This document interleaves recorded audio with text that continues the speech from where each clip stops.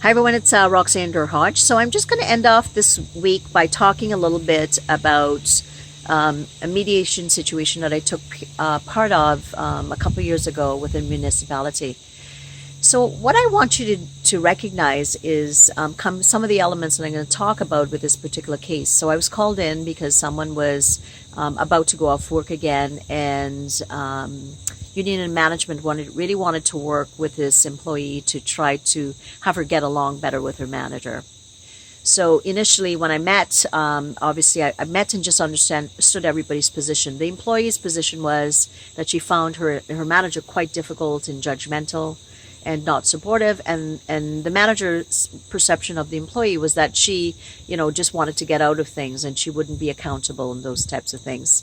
So I got to know them very well and understood their position. So really at the end of the day, what the employee wanted to do was to be able to have a relatively good day at work and get along with her manager, and the manager wanted the same.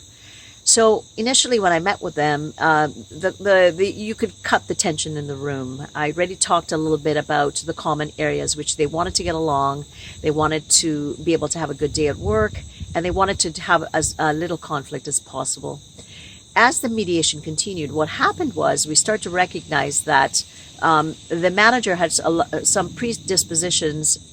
pre-assumptions about this employee, that they didn't want to do a good work, that they were taking additional breaks, or was trying to get more time to do tasks, and that it was something that was intentional. As the mediation continued, and I will tell you that this took about 9 hours of mediation, the employee started to share that she felt unsafe with the manager because the manager seemed to be very abrupt or a bit anxious, and would kind of pile a lot of things on her. As we talked a little bit further, what the employee did share was that she was struggling with some issues with anxiety, and when the manager was not spending the time to really be clear in her communication, she would oftentimes be put into a bit of a flight state, and then she would get frozen and would not be able to articulate.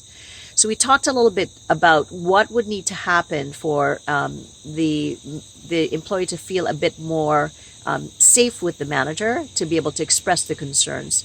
They were able to be open and honest. They were able to discuss years and years of unresolved concerns that had developed, and really recognize that they both cared for each other, but they had let the conflict get in the way.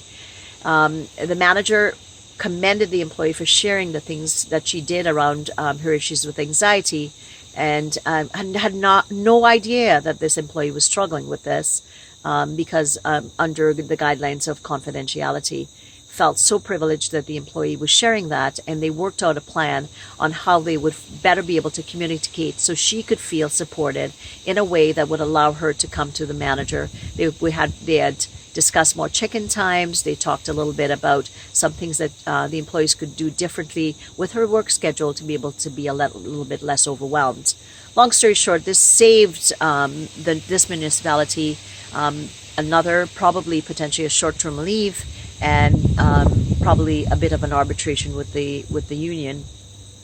So hope that you hear that it takes a lot to be able to get people to sit down, but when you clarify what everybody's goals is, they become less polarized as you go, and then people drop their guard when they recognize that at the end of the day both people are looking for the same. So I hope you find this helpful. If you'd like to know more about me, I'm a mental health and wellness specialist. I'm a keynote speaker, a coach, and a trainer. Take care. From Roxanne Hodge of the Authentic Connection Movement.